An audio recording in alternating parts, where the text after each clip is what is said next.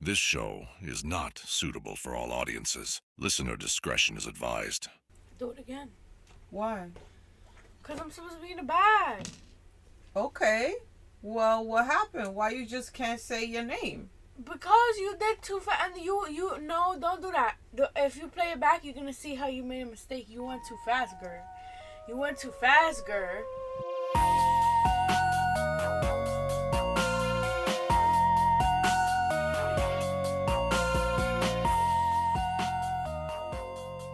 Who owns the podcast?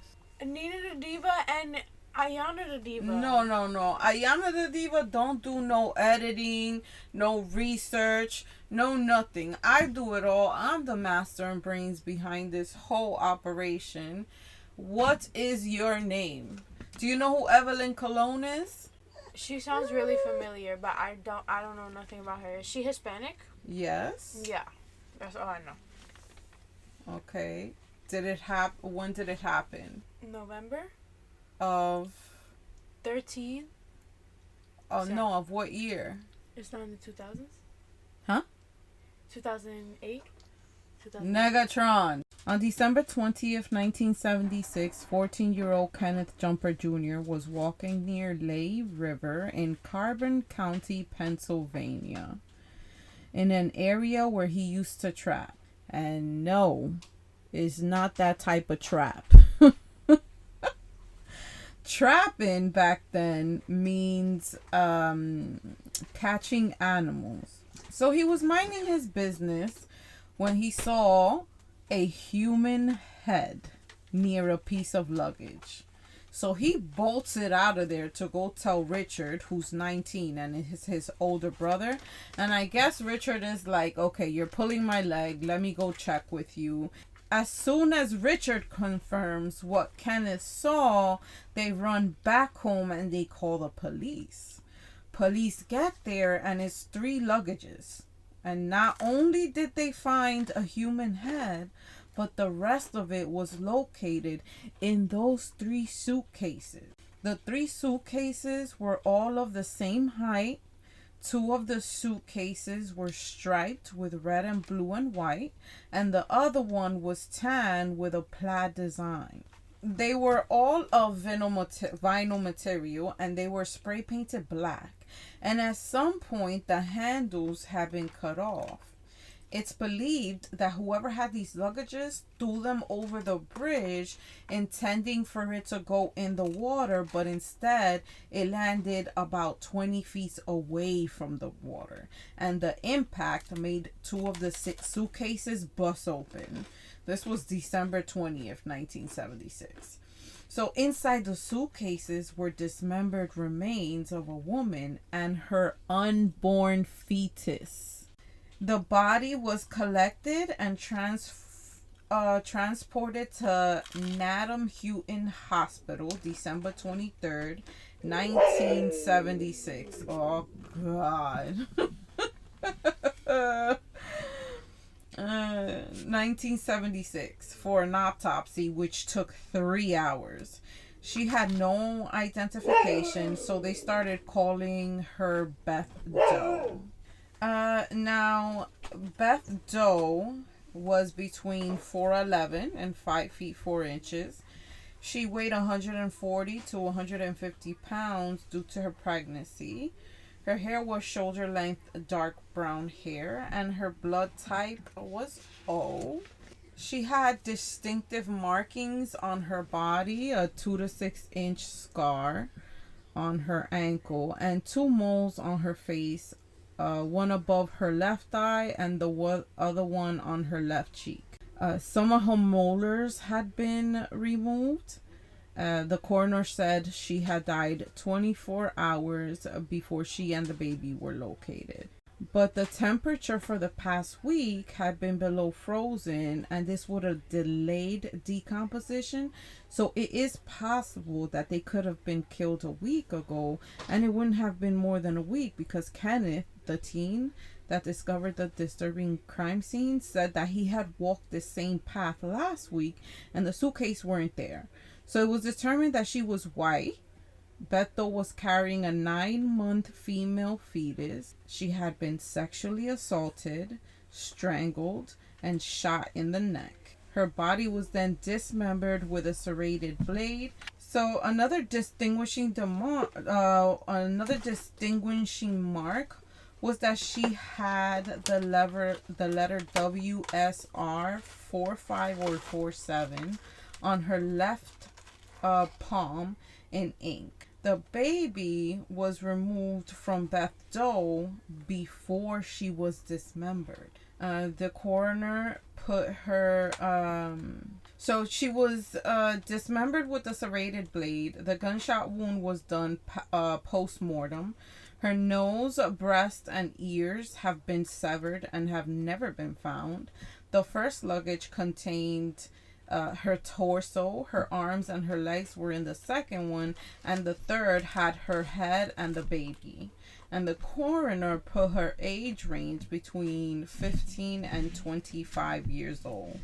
Along with the body evidence collected, included straw and packaging foam, as well as a bedspread and newspapers that had been used to wrap body parts.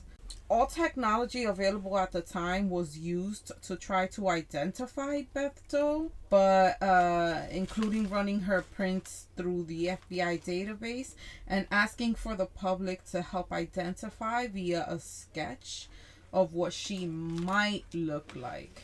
They even went as far as looking in Canada to see if she matched anyone at all, anyone who had crossed the border. They were grasping at straws here because they had nothing. Days turns into weeks, and weeks turns into months, and months turns into years, and eventually Beth Doe became nothing but a case number.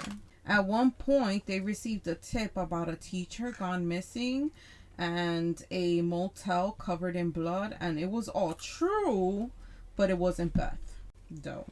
That woman would be found deceased in a wooded area.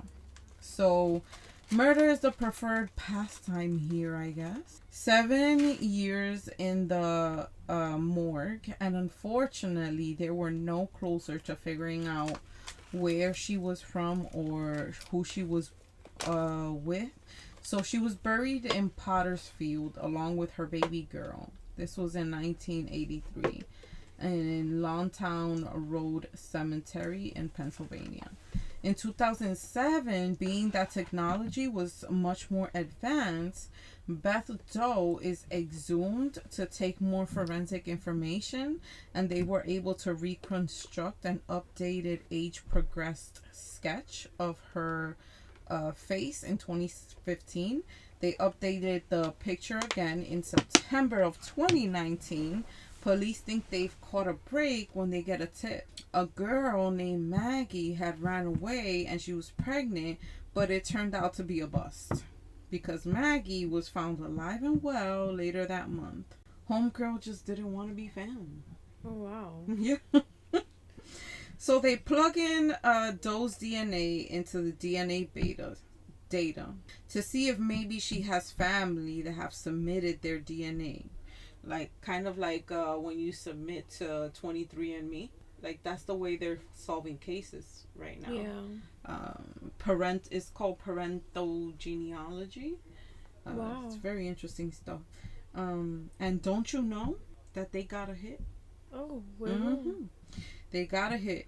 She has a nephew, which is her brother's son. And so the nephew puts investigators in contact with the rest of the family because the more matches to the family, the higher the possibility that she belongs to this family. On Wednesday, March 31st, 2021, after 44 years, Beth Doe is no more. The world, friends, meet Evelyn Colón, 15-year-old Puerto Rican from New Jersey, Jersey City, and she was 9 months pregnant. Evelyn Colón was born on April 17th, 1961, which makes her Bruh. Oh, an Aries. That's right.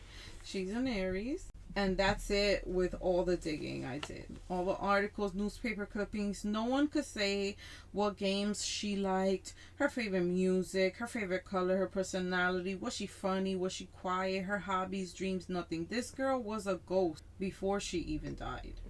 What we do know is that she got pregnant by her next door neighbor who was 19 at the time. And once she got pregnant, her parents let her move out to live with him. His name is Sierra. Evelyn's niece, Miriam, says it was a different culture and a different time. In the 70s, you get your girlfriend pregnant, you move out, and that's how it works. Evelyn was 1 out of 5 kids. Like, her mom wasn't going to take care of her and her baby. Mm-hmm. He got you pregnant, you need to move with him. Yeah. You don't agree with that? It was a dynamic back then. Yeah, and it's gonna be the dynamic now. Yeah. But I mean, I'm sorry, but you doing grown people things, you need to go do grown people things out there in the real world. Yeah. You know, like at least that's the way I feel. I've always been very open with you about protecting yourself and diseases that are out there. And the consequences that you have to deal with. Whatever you decide, I respect your decision, but I will not be taking care of someone else's family. Now you have to grow up and do what you gotta do, you know? So now investigators start interviewing the family, and they tell them that Luis Sierra was the father, and once Evelyn moved in with him, he became controlling and jealous. He would keep her locked inside the apartment. And it was said that Evelyn told her mom, like, if everything ever happened to her, that it was Luis. If you have to tell your mother who your murderer is ahead of time, we need to put you under a 72-hour hold so that the quietness, because I'm not calling you crazy, but the quietness from the outside world will put your thoughts in order. If I have to tell my mom, if I go missing, this person did it. Yeah. No. Like, you tell me that, and I might go to jail that night. I'm sorry, respectfully. So, he would keep her locked inside the apartment. Mm-hmm. Early December 1976, the same month she went missing, Evelyn calls her mom and she tells her that she's not feeling well, and if you could come drop off some soup, because, you know, when we're sicky, we want our mommy. Yeah. So, mom comes to bring her the soup. And don't you know that when she gets there, the apartment is completely empty? No. Yeah. The apartment is completely empty.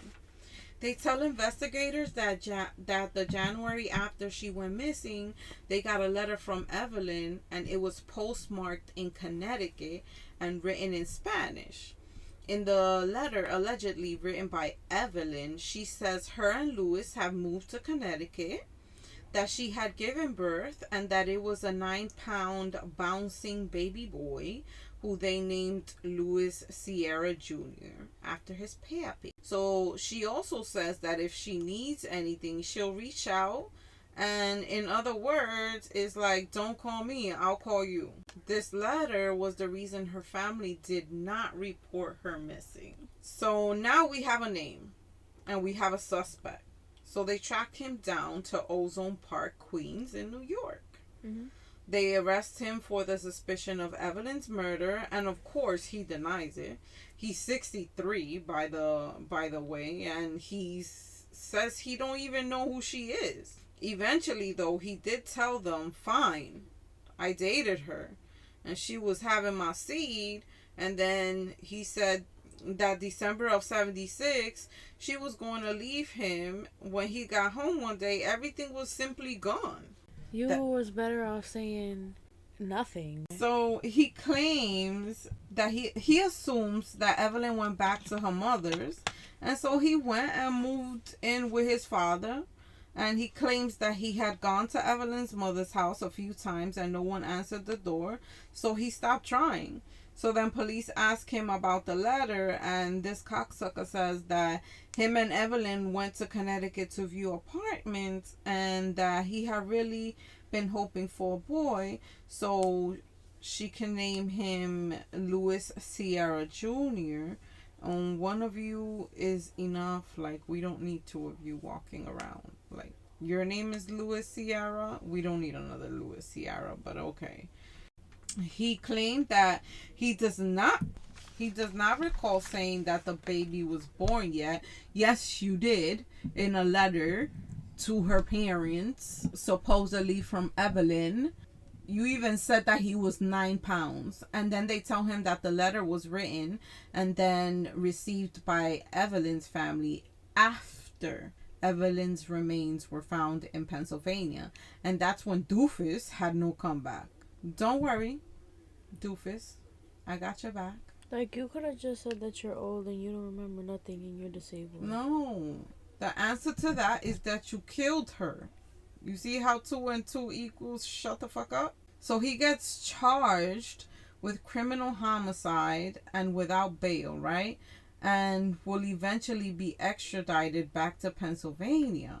And the family can't believe it. Nephew Louis Colón Jr. says growing up, the elders would tell him that Evelyn lived with her boyfriend and the kid, and that she would reach out when she was ready. But he always wondered why Evelyn didn't want to be part of the family. He also says that his grandma, Evelyn's mom, would search all over Jersey City for her, and even went to Sierra's family to inquire about the couple. And she was told that they had moved to Connecticut.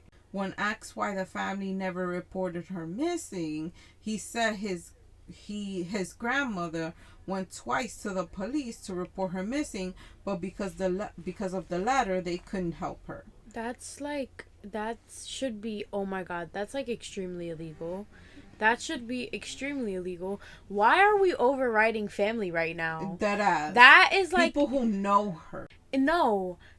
Why are we overriding family members? This is actually a serious problem that she needs to take something. She needs to sue. That's unbelievable, Mom. Like, that's... Yeah, but supposedly she wrote a letter, so they're going by what the letter... It wasn't her who really wrote it, but the letter told her family that she moved away, that she had the baby, and that everything was fine, and that if she needs them, she'll reach out to them. So basically, don't call me, I'll call you. But isn't there like a rule for that? You remember how you were saying, like, in order to report somebody missing, there has to be a certain amount of time for you to do that? No. Well, in certain states, yes. But they're not gonna report her missing because she wrote them that letter. Oh my god. Yeah. They go to Sierra's family to inquire about the couple, and she was just told that they had moved to Connecticut. And when asked why the family never reported her missing, the grandmother says she went twice to the police, but because of the letter, they couldn't help her. Louis also says his grandpa, Evelyn's dad, was looking for her everywhere. And also, especially once the internet and social media platforms, this became his thing. Like, he was obsessed. Louis Colón Sr. remembers her mom sitting by the window crying for Evelyn to come home. Now that they knew for sure that she was missing, they were thinking nothing but the worst. So, besides keeping a whole family in agony for 44 years, Louis Sierra was busy moving on with his life. You see, he had 2 children, and he's a retired school bus driver, with no criminal record. So, he remains in custody from 2021 to 2022, where he makes bail after a hearing. And then in January of 2024, on the 16th, Sierra's former cellmate contacts prosecutors Vincent J. Valentine II, the district attorney, and claimed that Sierra had admitted killing Evelyn and described how her body was removed from the Jersey City apartment without neighbors noticing. And this was great for prosecutors, but even better for the defense, because Sierra had great lawyers, and they argued that the Pennsylvania had no legal authority to prosecute him because the evidence placed Evelyn's killing inside the apartment, and the apartment is in Jersey City, New Jersey. Oh, so it's not the location. Correct. So finding the remains in Pennsylvania was not large enough to establish that she was killed there. She was killed in Jersey. So you filed in the wrong jurisdiction. So September 25th, 2024, Judge Joseph J. Matika lacked subject matter of jurisdiction because the alleged killing occurred entirely in New Jersey. A Pennsylvania court could neither prosecute Sierra nor transfer his case. So he was free. Directly across state lines, and the homicide charges were therefore dismissed. A mom and a baby. This just proves that the justice system doesn't protect women or children. The judge specifically stating that the ruling did not prevent authorities in the proper jurisdiction, New Jersey, from prosecuting Sierra. But as of 2024, July, there has been no public document movement in Evelyn Colón's case. And after Evelyn was identified in 2021, her family gave her daughter the full name, Emily Grace Colón. And in the words of her niece Miriam, quote, "She thought she was going to have a family and he denied her to that," end quote. So this motherfucker got away with murder, because it don't look like nobody's moving to prosecute him anytime soon. And isn't it the judge's decision? Well, or does he have to mandatorily follow he has to follow rules. Right. A judge has to follow rules. Technically, being that she was killed in Jersey, there's nothing he can do. You can't charge him here. But you could have transferred But him. You can charge him in Jersey. He left that open to them, and no one's charged. No one's... Find the name of the judge right now. For what? We need to call him right now. What are we calling him for? We have to threaten him right now.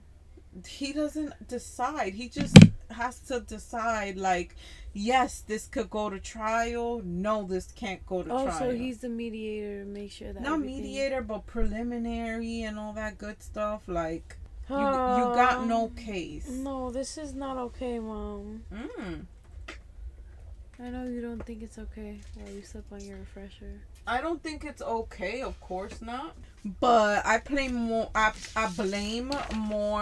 the police of Pennsylvania, New Jersey, because why haven't you filed?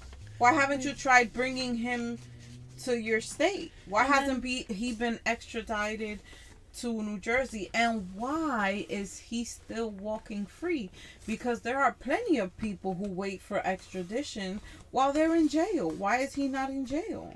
And then another thing is that the job of police is to serve and protect, and they are supposed to work for us, correct? A lot of people have a misconception about that. A lot of people say that they're supposed to protect and serve the people, but in reality, they protect and serve the law. And that's really weird.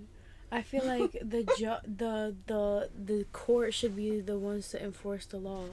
You as an officer should be the one to protecting. So it's yes, I get the fact that it might be a letter, but it's dude, she's been gone for 2-3 years. If she reported 2-3 years after, why aren't you going and at least checking? You don't have to tell them. If it comes down to it, you just gotta ask her, hey, can I tell your family this and that and the third? Yeah. you could have, like, that could have happened. Like, there's so much stuff that, like, it could have prevented from happening because stuff happens. Mm-hmm. But he could have found that, this could have been found out way sooner, not 44 years later. Dead ass. Like, that's what makes me upset. You guys let him live years. his life while this woman was unknown, like, almost unknown. And, like, It's like the last case I did with Irene Garza. yeah. She died at 25. She was killed by a priest. They finally had enough evidence and enough balls to go after him. He was 82. Like, And he lived his life already. he was 82. He stole 15 years from... He stole all them years from Irene.